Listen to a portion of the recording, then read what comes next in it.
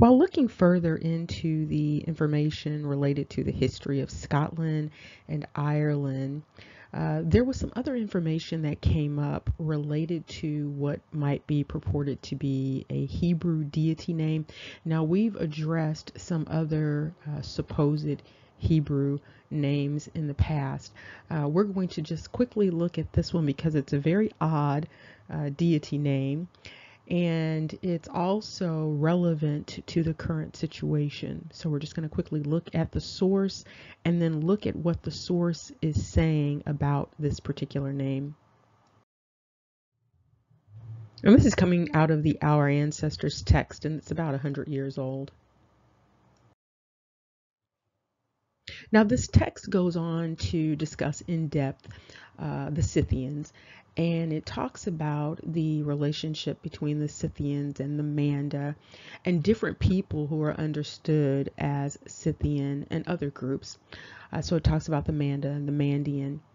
Also touches on what we've discussed before about the Great Mother or the Magna Mater.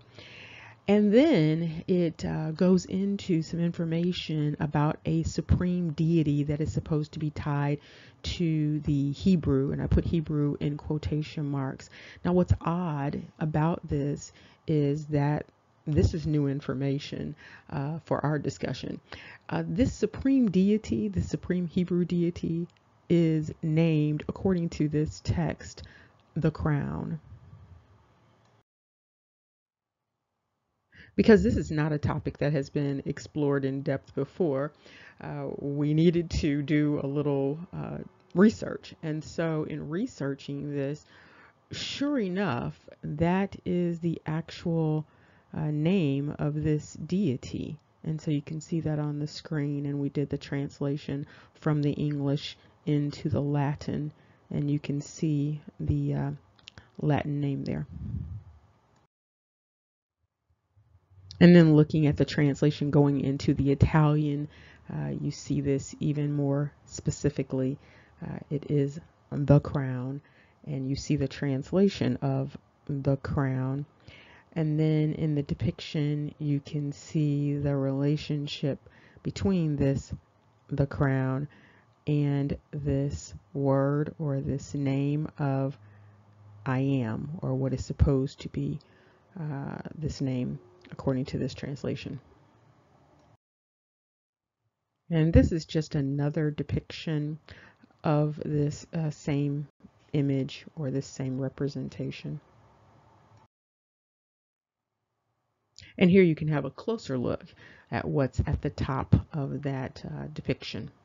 And if you look over to the right-hand side of the screen, in the center there, you will see that translation again for that particular name.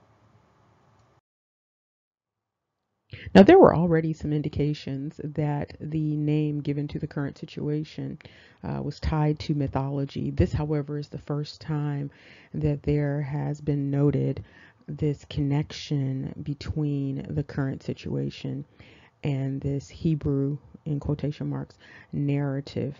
What's also noted is that this is related again to the Scythians, and we've discussed the Scythians in relation to popular culture, popular media, with the Sith and the Force and the Star Wars series.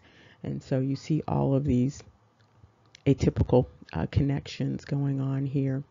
And you see the naming of the current situation related to this.